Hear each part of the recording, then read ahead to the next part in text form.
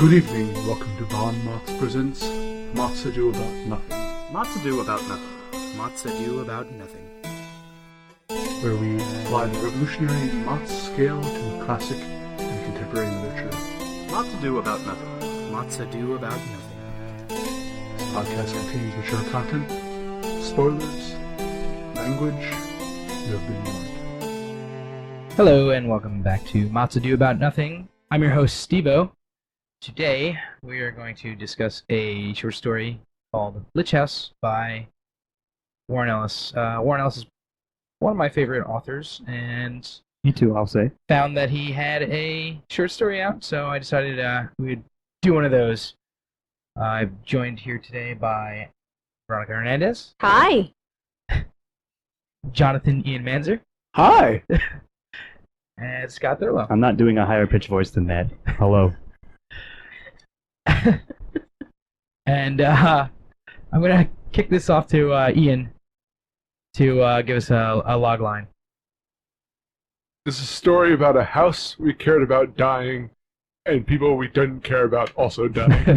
That's pretty funny. That's a good. I'm not sure that I really need to do a synopsis at this point. That's pretty much what I was going to say. It's the story about the death of a house that is this technologically connected thing, future house, and kind of the ways that one might get around the security of a technologically advanced future. Yes.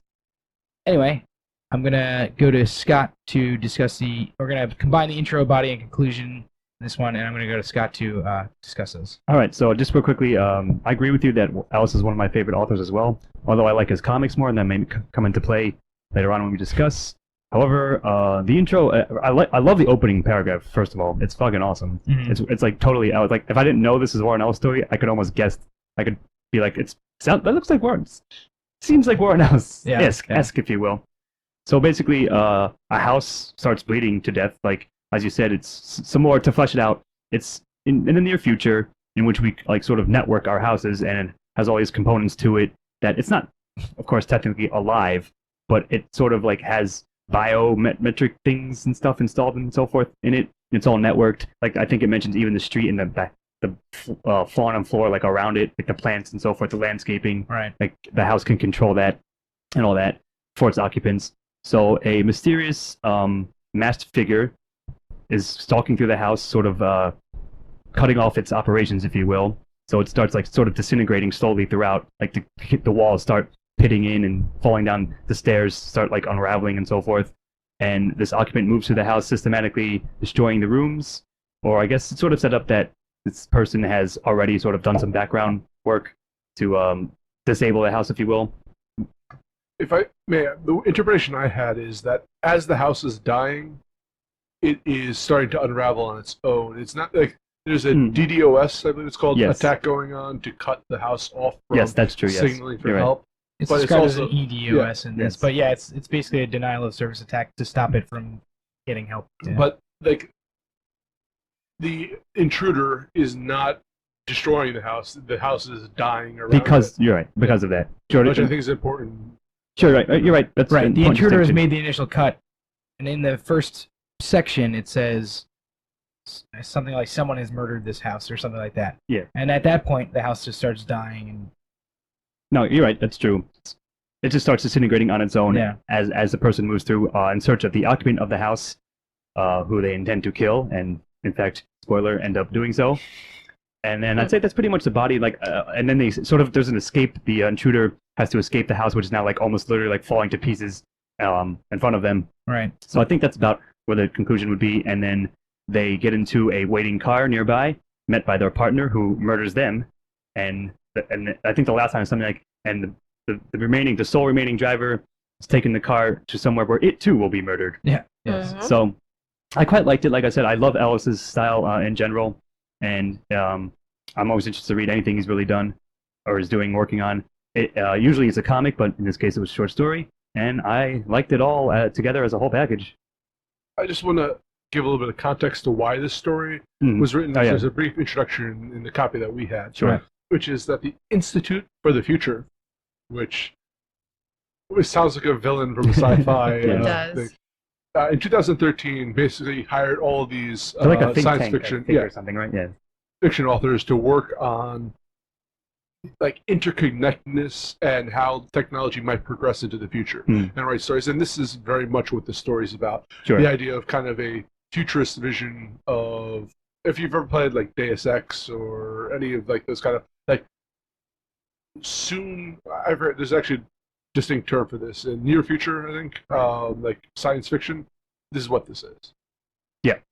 I mean, yeah, I get what he was trying to do with the story, I guess. I have never read a story where, maybe this is really general, but I've never read a story where a murder has been so separated from any sort of emotion, and I guess it does still stick to what he was trying to do, which is kind of, and what he was trying to portray, which is technology, which is kind of emotionless. Yeah, I think a lot of it has to do with this idea of being separate from our humanity. A lot of this, Well, I think that's pretty much a theme. Yes. Down to, I mean, and we'll get into that more in themes, but like down to the skin flakes being connected to the net and being able to scan those and things like that. But as far as the intro, body, and conclusion go, I think that I was pretty into this story the whole time. I don't remember it falling away from me, and I think that the narrative moved pretty swiftly and well throughout the entire thing. To actually go into the narrative, though, it starts off by following, oddly enough, the house. Mm-hmm. Right. You're watching the house as it is, and it's actually very impactful. And this, I think, the house was, I think, the most fascinating character in this entire story. And you're watching it, and again, it's stressed that the house isn't an artificial intelligence, but it, in a sense, mimics it. Right. So it is doing everything in its programming that it can to both save the occupant and to signal for help, and all the failures of that. And then the house dies, and you're following the intruder then for the rest of the story. So there's this weird switching of protagonists about halfway through the story. Right. And the intruder storyline was far less interesting. Although the aspects of escaping the decaying house and all of the technology that would go into that was intriguing, it just narratively to me fell flat at, about, I guess, at the conclusion. I'm gonna agree with Ian, except for I think it fell away from me about, I don't know, a quarter of the way into it, shortly after the intro, if I'm honest. The introduction was really, really good, I think. You're right, the opening line that, the White Room is bleeding to death. That's a great line. Yes. I immediately wanted to know what was going on exactly, but then shortly thereafter, I had no interest to continue the story, and it was getting really, really technical, and certain things kept popping up that, again, caught my interest, but nothing as a whole kept me really invested into the story. I didn't really come away with it, even at the conclusion where it picked up a little bit more. I don't think that it had a lot of substance. I disagree a bit. I liked it as a whole package, like I said. I thought it was an excellent, like I said, Ellis-esque setup. In fact, it was him, but it's classic Ellis, I guess I want to say. And I was pretty captivated throughout the whole thing, and I enjoyed, again, the ironic ending, if you will, sort of. I think it held together for me all the way through, is all I can say, really. So I could see the techno jargon, I guess. I didn't mind that turning either. People off. I like that type of stuff, but that's kind of like if you liked Neuromancer, I think you probably enjoy this as a short story. I mean, it's not the same thing, but it's that same type of you need to get into kind of how the language works. It's a whole different style of discussion about what's going on in the world, things like that. I had mentioned this after I just finished reading it to both Scott and Steve-O, that this is not my type of story, in the sense of how people can appreciate art and have their type of art, but for instance, modern art, I am pretty blasé to. I can appreciate what I consider good But again, like I don't not consider it art just because it's not my type of Sure, just thing. it's not up your alley. Yeah, I can. The problem is I'm looking at the fundamentals of the narrative, and not just the idea of the themes and the propositions of what could be, but what is going on in the story. And I felt, again, personally, I felt that towards the end, the character I was invested in was the house, which is a strange thing for me to say. But it was the most interesting thing about this. And then when it died, I was left with more of a story which I was not invested in any of the characters. So, I mean, I get what you're saying completely. Like, you're saying it's just not for you. Like, yeah, you can appreciate it perhaps abstractly, but it's not like you're not going to hang it as a painting, if you will, in your room. But I, in fact, did like it, and I think I'll probably give it a 3 collectively. But no, my argument there is not whether, like, we're looking at like not whether I like sci-fi or not, but whether you can consider this good narrative, right? Regardless of whether technobabble turns me off or not. I understand, and I think even so, I do consider it a well-done narrative. Well, I think to my eyes, I think that this had, for me, I kind of enjoyed the switch of the characters. It was kind of, it was kind of an interesting twist for me, and I felt that it had a pretty good sense of velocity throughout, as far as the narrative went. It was a bit of an abrupt ending, but not to me, not to its detriment. I could see why that might turn some people off. I enjoy that kind of ending, so it didn't turn me off. I think I'm going to give it a 3.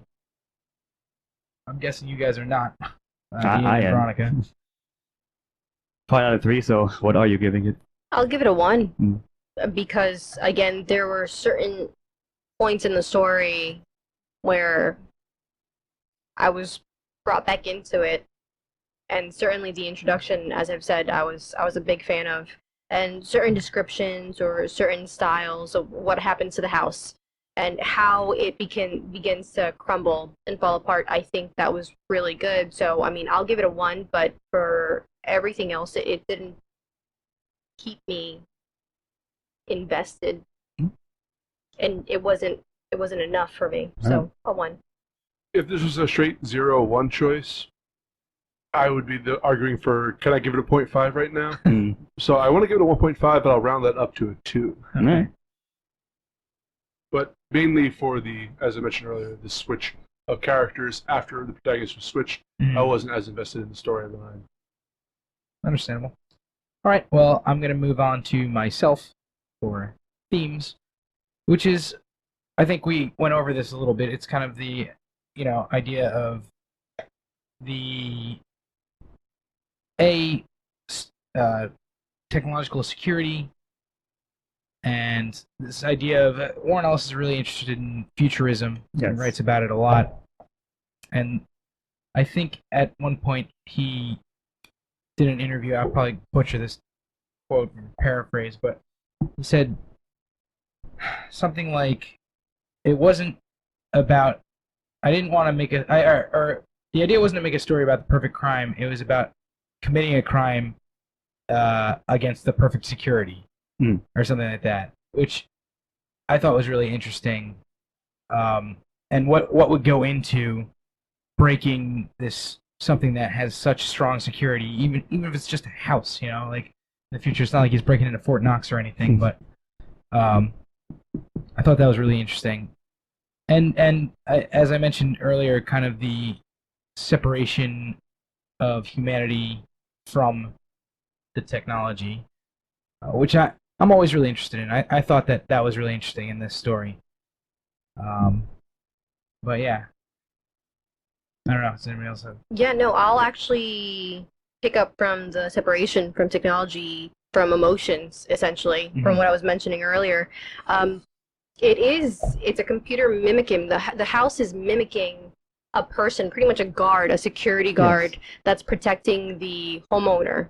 And it's strange to see how, it's strange and also intriguing how the house is shutting down certain things, but also trying to protect certain furniture. It's all going down to the vaults to prevent itself from being, I guess, disintegrated from whatever it is that the house is releasing. At one point, the intruder is trying to escape the house, and they're noticing that their sneakers are melting from whatever it is that the house is releasing. I think that's really interesting. The way that the computer or the home in the situation is trying to build up defenses from a sheet when the intruder breaks into the room to shoot the homeowner, the sheet somehow realizes that it needs to bundle up to a consistency. Right. Like the Batman's cape or whatever. It has to become so tight at some point to block the bullet from hitting the homeowner in its defense, or when the intruder is walking down the stairs and it's holding onto the rail, and then it's described as oatmeal, if I'm not mistaken, yes. Where it's kind of falling into it because there's no structure to it. It's not firm at all. That's really interesting to me. It's that I liked, because it's different from, it's almost like you're looking into a robot that's trying to, again, mimic a human being, but it's so separated, again, no emotion. And I mean, even Lich, if I'm pronouncing it right, Lich. So it's, from what I was able to read up on that, that's a D&D character, if I'm not mistaken. It's more like a fantasy-ish creature, though. Yeah. So, but it's a character in D&D, and originally it was a skeletal personification or creature, which was even described as not exactly intelligent, but able to be independent of any other thoughts or things, which really, I think, fit the home the way it was described. So as far as those type of themes, I think it was perfectly named, the story, and the way that the house mimicked the computer and then, didn't quite match a human. I think that was interesting. So I'll give it a 1. There's an interesting, we use interesting a lot for this, but fascinating. A curious discussion about guns. Yes. In this story. You son of a bitch. I was going to bring that up, but go on. I am son of a bitch, but regardless, the fact that there is such gun control, and I'm very much pro gun control, and personally, but this was a quirky take on it, where guns in the future will, for the protection of everyone, will be, in a sense, attached to the grid. And it will know, if it's a non-violent situation, that it will fire non-lethal rounds. There are all of these practical controls that can go into a gun, except when the grid is down. Yeah. And then the gun won't work. And the intruder has a old-fashioned gun that they shoot the homeowner to death with. The aspect of, no matter how tight we make our security, no matter how we fortify our castle, there will never be a perfect security system, as you were mentioning earlier, which was his intent. And that's what I like. Beyond all the neat little discussions he had about what could be in the future, that concept I felt was the strongest point he was trying to make. I pretty much would take both of those and combine them to give it a 1. Spoiler alert as my score. Yeah, I like the futurism aspect a lot. But also, generally, as you just said, E, it's just no matter how good you think your defenses are, there's going to be a hole, and, at some point, they might be exploited in such a way. Yeah. So, I'll definitely give themes a 1 so overall. 1's all around for themes? Yeah. All right. That's a good argument, too, guys. Move on to antagonist with Veronica. So, I would say that it's the intruder. I think that's the easiest answer, but, I mean, the house is bleeding because, as it's described, it cut the house's throat in whatever way that was. The intruder, by the way, is described as a she in the that's story. revealed later on. So, yeah. Just to be clear, though, but go on. I have a quick question for you. Go on. Okay. So I posited earlier that the house is the protagonist for the first, I'll say half, well, maybe 3/4. However you want to put it down. I'm yeah. going to say half of the story, and that the intruder is the protagonist for the second half. So those are the stories following. The house is dead halfway through, and its decaying corpse is not a protagonist.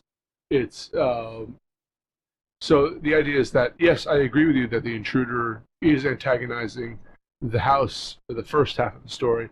What would then be the antagonist to the intruder for the second half? Their partner who betrays them.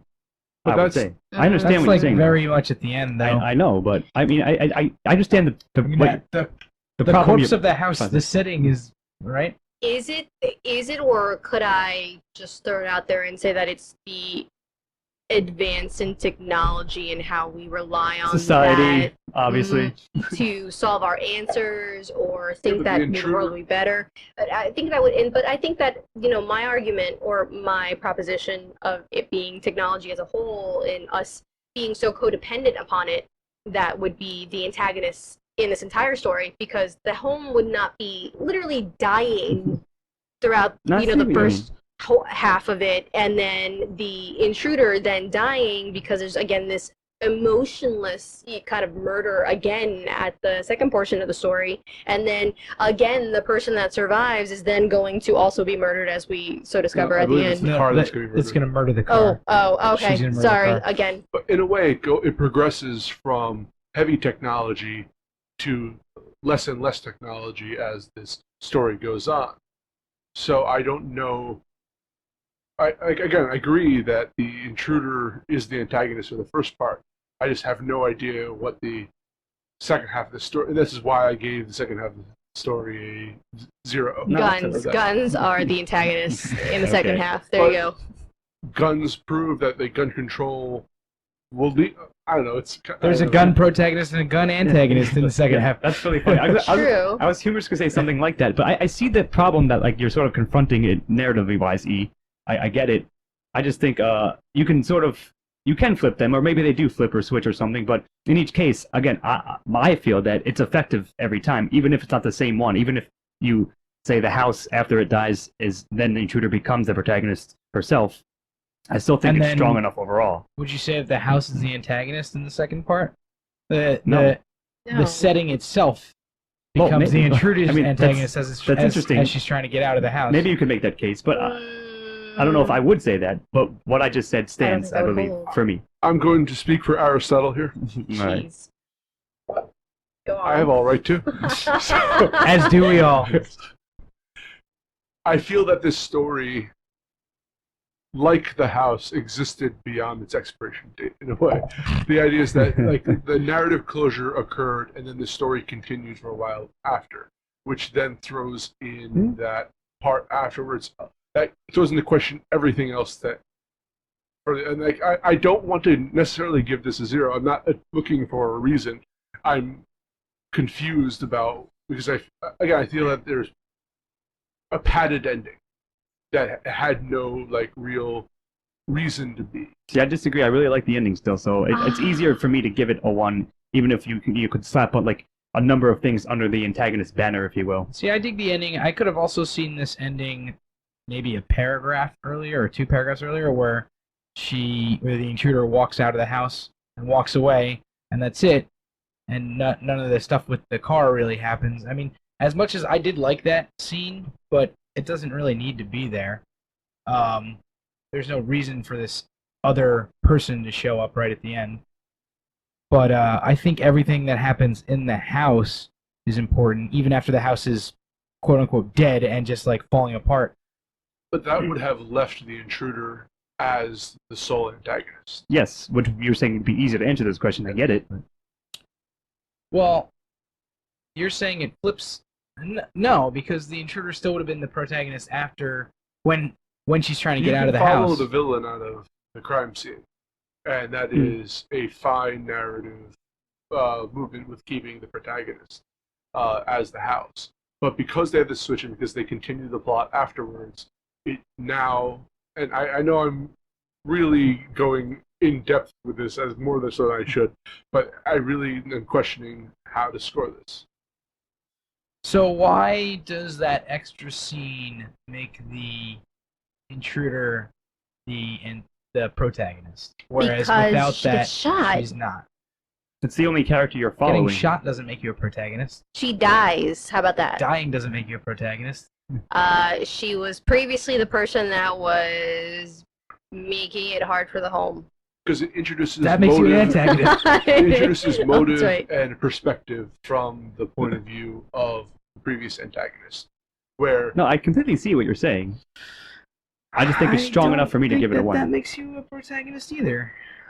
Well, not necessarily that. I think that you could get the same amount of motive without having that final scene. With or without having that final scene. Mm. I don't think it's really explained what the motive was. It doesn't really add anything to the character's arc, I guess. So I'm trying to like I was right there with you at first that I think that it changes halfway through and the house kind of stops fighting back. But I don't know if I think that anymore. Either way, I'm going to give it a 1. He talked himself into a hole, but yeah, I was going to say I'm still giving it a 1, even though you raised some valid and like sort of subtle, nuanced points about it, how we should parse it out. Well, if you've read this, listening at home, perhaps write to us and let us know what you think, because choose a side. This one I might be thinking about for a while. I've confused myself here, and no one has been able to give me a satisfactory answer. Yes. So I'm gonna have to give it a 0. Right, Even it's usually a soft 0, but that still doesn't matter. It's a 0. I think I'm gonna have to go with a 0 too. Thanks, Ian. And me and Scott are giving it 1. Yes. All right. Well, then we're gonna go on to protagonist with Ian. Oh wait. Are we just gonna have the same exact conversation, but flip? Confuse yourself again right now. So, regardless of the fact whether the intruder becomes a secondary protagonist or not, I really liked following the house. Yeah. They for such an impersonal creature that doesn't have any. Basically, it's programmed to whatever kind of emotion it has and whatever protective qualities it has. It's programmed. It acknowledges that fact almost, but it still almost has that idea of the security guard, but also the caring grandmother type quality to it. I think you can put different personality archetypes onto the house. Yeah. But as it would probably be intended to be programmed to have. And I thought it was and also its inability to save its occupant, which I think is its primary objective in its existence. Yeah. Is such a tragic. Makes it tragic, yeah. I was gonna say storyline that I really enjoyed following the houses. And again, Veronica, as you pointed out earlier, with like it flipping on lights and trying to preserve certain aspects of it. I remember there's one where it was changing the colors of the flowers outside in order to signal for help, but it was late in the night, so no one would see it.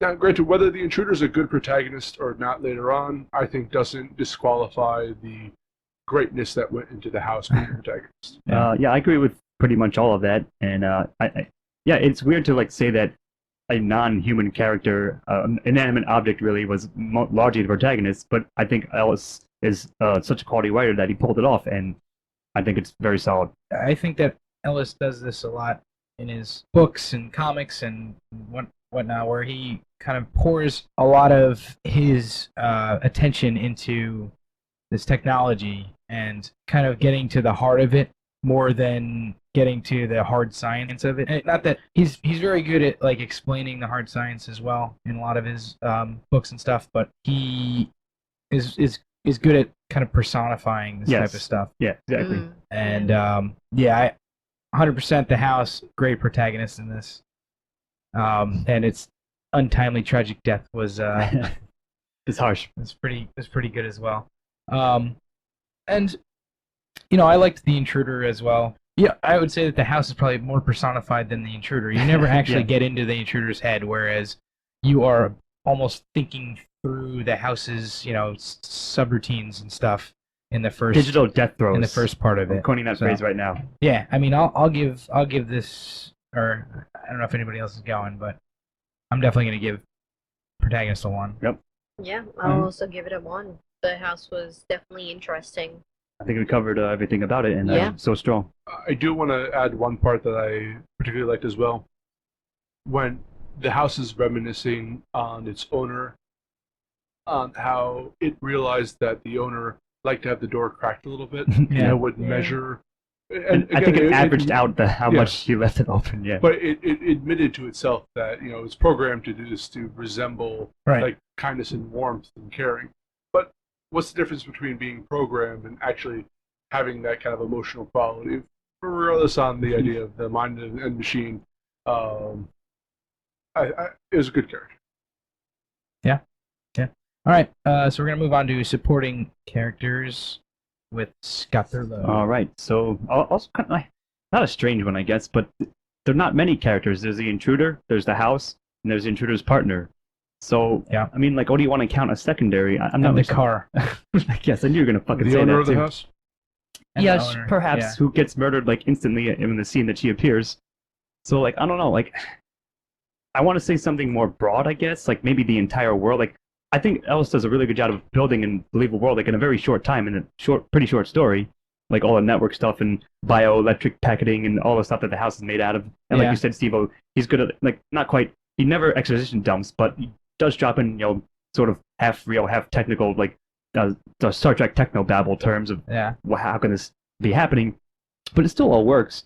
So I'm not sure, like, I may end up giving this a soft 0 just because there aren't enough characters to qualify as secondary characters. I think that I'm probably going to give it a 0 too, unless somebody has something that they're going to convince me of, which I really doubt. I can't think of anything like weirdly sideways that I can. But yeah, I mean, the partner and the house owner, I guess, are the two main other characters, and the story's not about them. It doesn't. Yeah, they're like props, really. They don't car literally. Yeah, they're not an important part of the story. It's just. I mean, I guess you could argue that I guess you'd argue for either one of them that they are quote unquote an important part of the story, but they're not really the memorable part of the story. Yeah, and I think that's well said. And in fact, as I previously mentioned, I feel that the partner is a detriment to the story overall. So I feel that negates whatever positives I felt from the owner of the house, giving me a very neutral score of 0 for this. Alrighty. Yeah, I'm gonna give it a hard 0. Alright. And I'm just not even going to elaborate on that because I think you guys all pretty much just said exactly what I was gonna say. So, moving on. All right, 0s across the board, and we're on to dialogue with me, which I don't think there is any dialogue. There wasn't a single line of a quotable, a line that in quotes to signify a spoken line. Yeah, the closest that they get to dialogue is like a wave between the intruder and her partner. But yeah, I mean, again, dialogue's not an important part of this, and it's we've talked about this in previous ones. Could be argued that the narration it's become a thorny issue now, right, amongst us. Yes, but I don't ever feel a sense of conversation in this story either. It's not like there's description about things that are happening, the conversations that are happening, or something like that.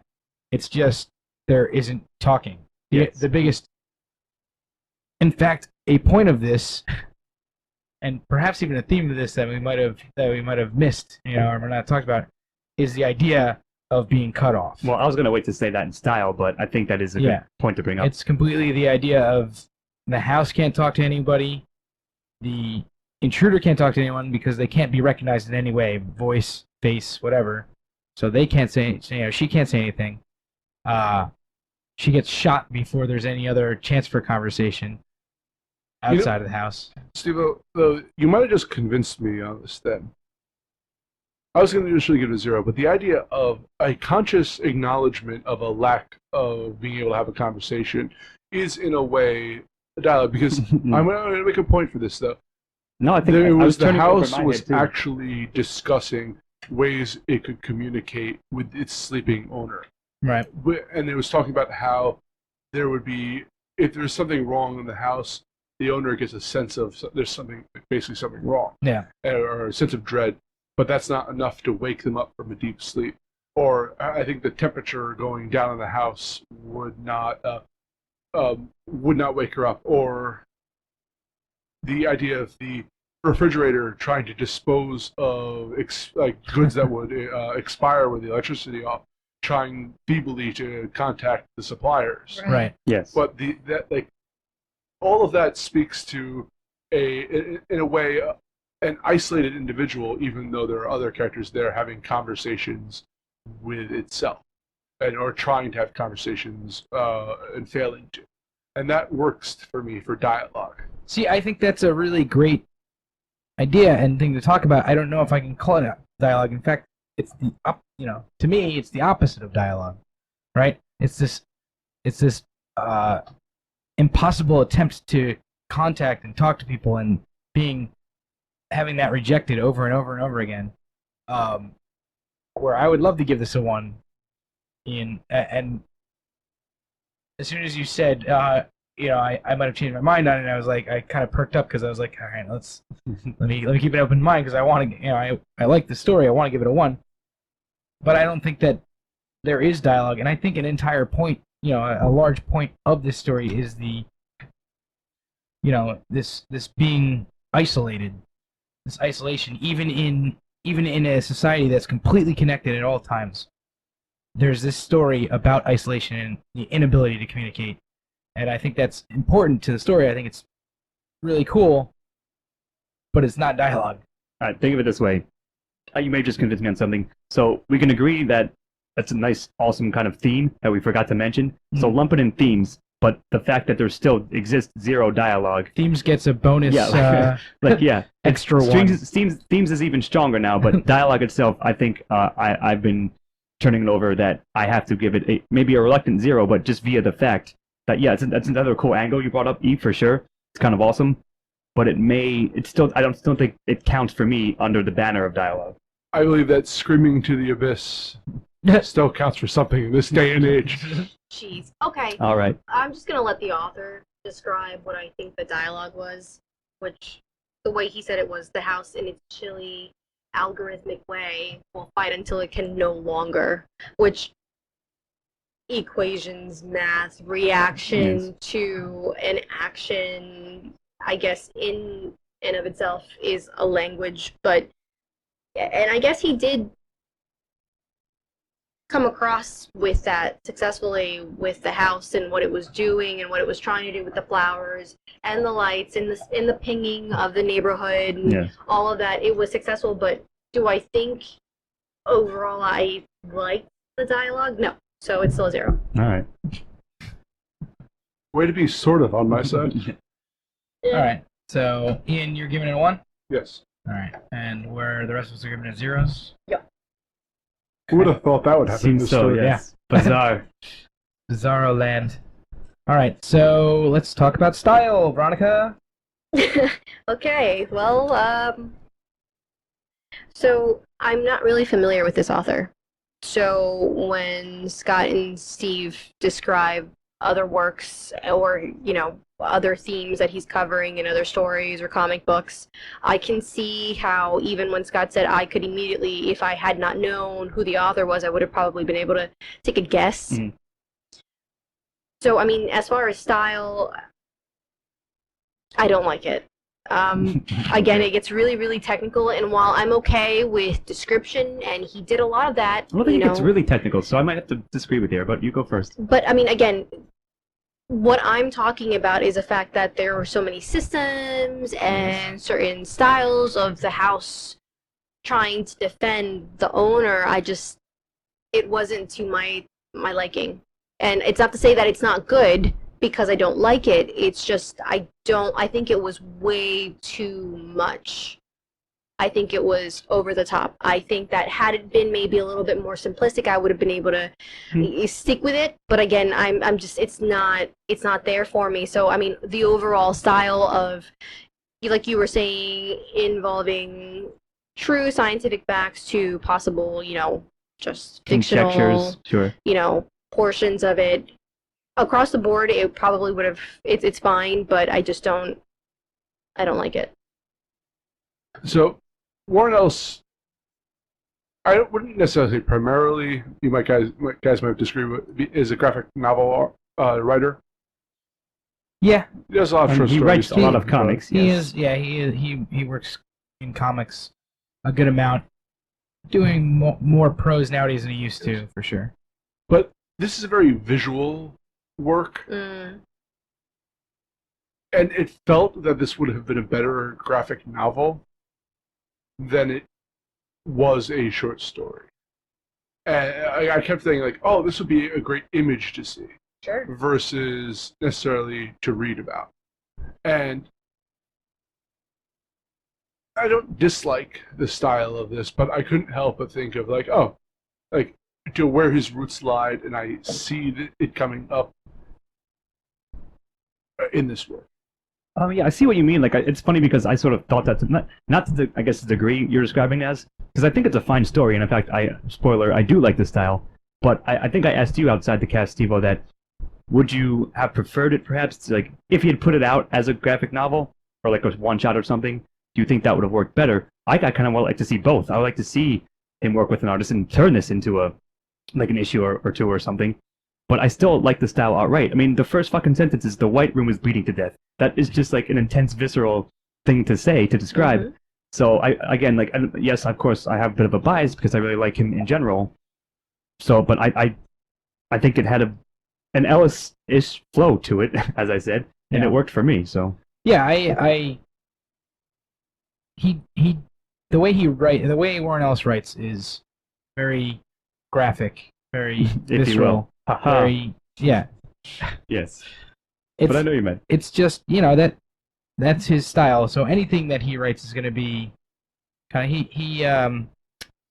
I don't remember the name of it. He wrote a short story recently called Electrograd, which I suggest you guys read as well. But perhaps you won't, especially not Veronica. Yep. But which is kind of a similar thing. It's like he has this whole description of a building, rising up out of the ground and like walking away and like setting down somewhere else, which is really cool and very interesting. So he kind of works from a place of these really intense and interesting visuals a lot of times, and I guess that probably comes from working in comics for so long, but I think it translates really well to his prose as well. I guess your mileage may vary on that, but I really like the style in this. I'm gonna give it a 1. I think it translated better in this instance because I have read it. Like, I didn't like Quicker Little Vein all that much, which was one of his another early-ish like novella essentially that he wrote. Mm-hmm. And I think I like this better than that. But like I said, I still, in general, like his style, and I think he did a better job here than some of the other prose things, non-graphic novel works that I've read from him. To reiterate, just because I don't like a genre of art doesn't mean that it's bad. And I'm going to give it a soft 1 because it's good for, I guess, not hard science fiction, but futurist science fiction. I was in near future. Yeah. Not. Yeah, and you're getting a 0, right, Veronica? If you could see my face right now, instead of hearing me talk. It's a 0 face. That's a 0 face. We're going to start using that term. All right. We're going to move on to Ian with the recommendation. To reiterate, just because just because I'm not a fan of the art doesn't mean I will recommend a genre of art that I'm not a fan of. Like, this was a fine story, but I wouldn't recommend this to anyone. If someone can do what's a good science fiction novel, I don't know. Go ask Steve-O. You're a better option than me. It's not my. No, that's fair. That's fair and honest evaluation. I'm going to 0. Yeah. I probably would recommend it, but I guess you're right. Like, maybe within certain vectors of people that I may know who would be like more like affiliated with, like, interested in reading a story of such nature and within the genre. But I still think it's pretty solid overall, and I would probably generally recommend it to anyone I'm who I would be communicating with. Would probably broadly, I guess Veronica aside, would be oh, come on. A fan of. Yes, I know. I'm just joking with you, but at the end of the day, I would recommend it. Maybe it's a soft 1, but I would still say, yeah, check it out. It was one of Ellis's short stories that I liked, and it's pretty cool. And if you like his comic stuff, you probably would like this too, even though it's not a comic itself. Yeah, it's interesting. There are a select number of people that I would recommend this to. Honestly, if somebody came up to me and was like, "Hey, Lich-House, should I read it?" I'd be like, "Yeah, go ahead and read it." Whoever's discovered this thing, on the internet, because I think it was, I forget where it was posted originally, but we'll post it up with the story. Yeah. But if somebody had found this and was like, "Hey, is this any good? Should I read it?" I'd be like, "Yeah, give it a read. It's not that long." A, and B, I mean, I enjoyed it. If you found it, if you went through the trouble of finding it, then you'll probably like it too. But if someone went to the trouble to find this, decided not to read it, and he went to the trouble to find me to ask me about it. It would be kind of strange. Sure, But- fair enough. That aside, there's probably not a super huge group that I would recommend it to. However, I would recommend it to my, futurist or sci-fi fans. I would definitely tell them to go check this out. So I'm gonna give it a 1. Like you said, Scott, it's kind of a softer 1 because there are definitely a lot of people that I would not recommend this story to, just because it wouldn't be up their alley. They wouldn't like it, and we invited Veronica here anyway. So, So I'm gonna. You know what, guys? Listen, I'm going to repeat what Ian repeated about 10 times during this You're gonna- podcast. Triple reiterate. While I may not be a fan of this type of writing, this type of style, I'm not going to give it a 0 just because of that. I understand that maybe my preference is elsewhere, and I'm not going to deter someone from taking a look at this story and maybe getting a different, opinion out of it, getting a different experience overall. But I will say that my recommendation would not be for the story, but I will ask if anyone is listening and, anyone that's standing here with us or sitting with us, if you do have a recommendation in a different medium, if he's specifically a, comic book or graphic novel or whatever title you want to give it, I'm open to other recommendations because he's known maybe more so for a different type of medium, that maybe I'd be open to reading his things or reviewing his things where he's more known for, or more famous, or... Actually, Crooked Little Vein is his attempt to be Chuck Palahniuk. Nah, more like William Gibson, I'd say, but either way. Yeah. Anyway. I really like Crooked Little Vein. He also has a book called Gun Machine, and he also has a bunch of other short stories, comics, all kinds of cool stuff. So, Alright, yeah. you I'm said open to you it. are not. You're giving this a 0 on recommendation? I'm still giving it a 0. Okay. Oh, he's still doing. I'm just saying that I'm not saying it's because of the writer or necessarily it's a bad Sure. story. It's just, again, not up my alley, and I would probably prefer or enjoy reading something that he's better known for. Perhaps I'll give you some other recommendations. Perhaps I'll read it. So, anyway, we are down to the scores. We got myself and Scott giving this 8s. Ian gave it a 6. And the super curmudgeonly old Veronica gave it a 3, which gives us an aggregate score of 6.25. Thanks for sitting down and chatting with me about this book, or about this short story, guys. Mhm. And I've been Steve-O, joined here by Veronica Hernandez, Night. Jonathan Ian Manczur. Steve-O, can I get a house with a personality matrix based on you? That's going to be the first one available. Obviously. And Scott Thurlow. And someone has murdered my house, so I have to go now. Good night. Have a good night. Lots to do about nothing. Lots to do about nothing. Music and editing by Chris Morgan. Lots to do about nothing. This has been a Lost Cinemas production. All rights reserved.